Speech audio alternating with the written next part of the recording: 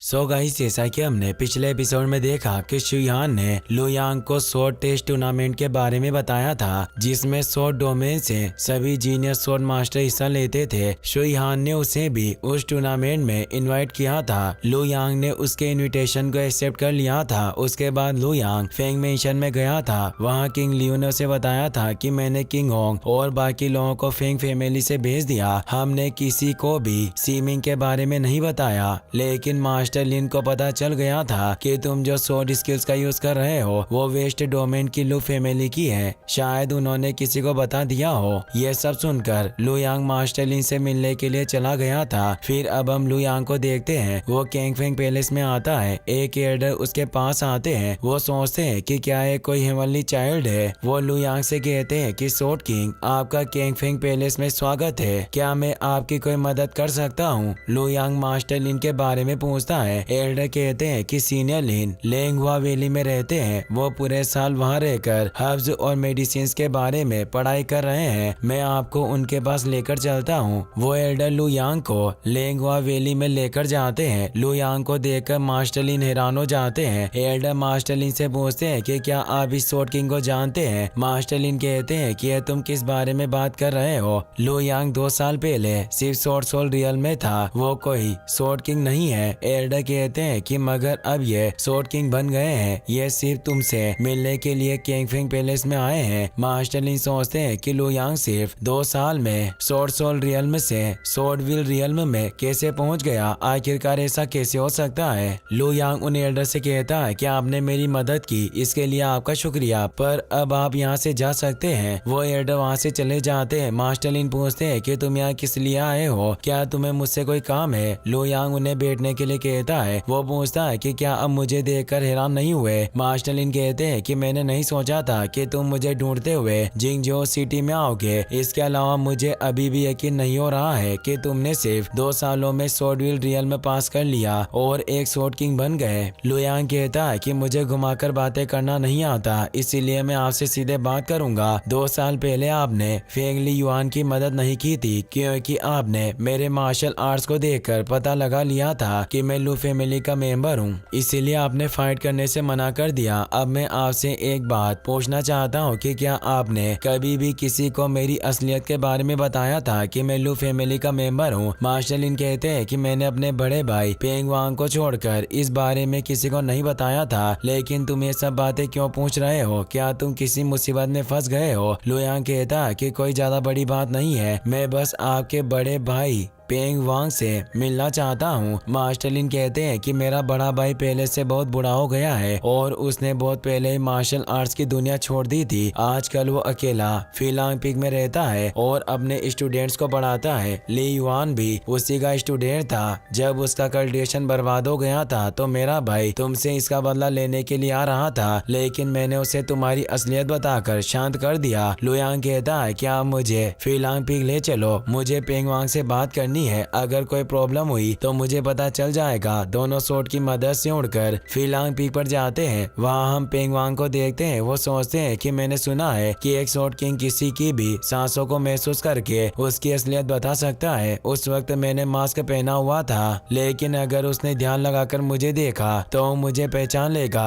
अब मुझे बस उससे दूर रहना होगा ताकि उसे मेरी असलियत के बारे में पता न चले। दरअसल पेंग वांग फिंड अलायंस के साथ जुड़े हुए हैं और जो फिंड अलायंस शुयान को मारने की कोशिश कर रहे थे उनके साथ पेंग वांग भी थे, मगर वो दूसरे अलायंस के साथ वहाँ से भाग गए थे। पेंग वांग कहते हैं कि अगर उस दिन मैंने शुयान को मार दिया होता तो ये सब कभी नहीं होता। तभी एक स्टूडेंट वहाँ आता है। वो बताता है कि मास्टर लिन आपसे मिलने के लिए आए हैं। पेंग वांग उनसे मिलने के लिए बाहर जाते हैं। उन्हें देखकर लुयांग सोचता है कि मुझे लग रहा था कि मुझे यहाँ कुछ नहीं मिलेगा, मगर अब पेंग वांग को देखकर लगता है कि मैं एकदम सही जगह आया हूँ। पेंग वांग मास्टर लिन से कहते हैं कि मैं बहुत बोर हो गया और तुमसे मिलने के लिए आ रहा था, पर मुझसे पहले तुम ही यहाँ आ गए, इससे मुझे बहुत अच्छा लगा। मास्टर लिन कहते हैं कि मैंने बहुत वक्त पहले लुयांग के बारे में तुम्हें बताया था। ये 2 साल पहले लू फैमिली में वापस चला गया था, लेकिन आज वो आपसे मिलने के लिए जिंगजो सिटी में आया है। लुयांग बहुत ही ज्यादा टैलेंटेड है। ये सिर्फ 2 साल में स्वॉर्ड किंग बन गया। पेंग वांग लुयांग से कहते हैं कि मेरे भाई ने 2 साल पहले मुझे तुम्हारे बारे में बताया था। इसने कहा था कि तुम एक खास मार्शल आर्ट जीनियस हो। उस वक्त मुझे इस बात पर भरोसा नहीं हो रहा था, लेकिन आज तुम्हें देखकर मुझे सब समझ में आ गया है, क्योंकि तुम सिर्फ 2 साल में स्वॉर्ड किंग बन गए। ऐसा करना हर किसी के बस की बात नहीं होती। तुमसे मिलकर मुझे बहुत अच्छा लगा। ये सुनकर लू यांग को भी अच्छा लगता है। वो कहता है कि आपने मेरी इतनी तारीफ की, इसके लिए आपका शुक्रिया, मगर मैं आपसे एक सवाल पूछना चाहता हूँ। पेंग वांग कहते हैं कि तुम मुझसे कुछ भी पूछ सकते हो, मैं तुम्हें सब सच बताऊंगा। लू यांग पूछता है कि क्या आपने कभी भी किसी को बताया है कि मैं लू फैमिली का मेंबर हूँ? पेंग वांग कहते हैं कि जब मेरे भाई ने मुझे बताया था कि तुम कौन हो, तो मैंने फेंग ली युआन की मदद करने के बारे में नहीं सोचा और मैं पीछे हट गया, यहाँ तक कि मैंने उसे कैंग फेंग पैलेस से भी निकाल दिया। उसके बाद मैंने तुम्हारे बारे में किसी को नहीं बताया। तभी लू यांग अपनी पावर एक्टिवेट कर लेता है। वो पेंग वांग को एक पंच मारता है, जिससे वो बहुत दूर जाकर गिरता है, जिससे उसे बहुत ज्यादा दर्द होता है। लू यांग कहता है कि मैं बस शांति से तुमसे सच पूछ रहा था,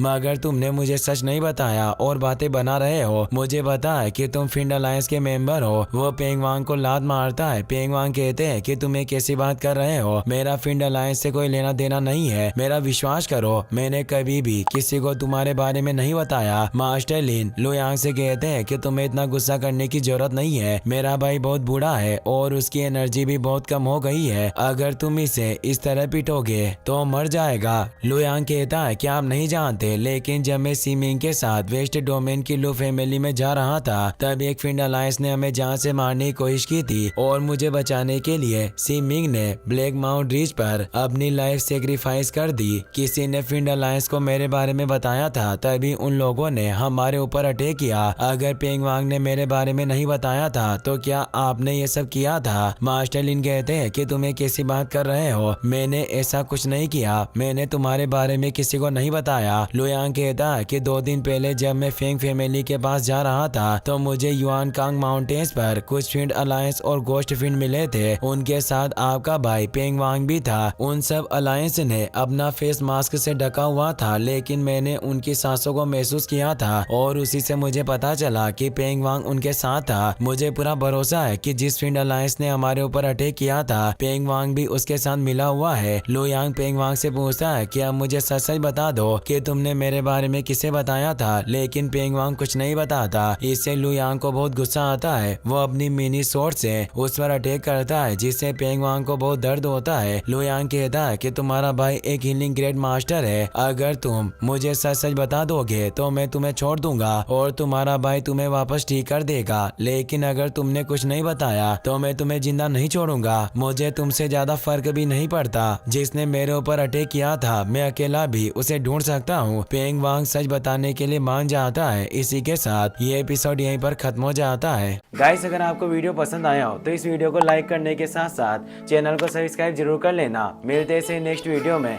थैंक्स फॉर वॉचिंग।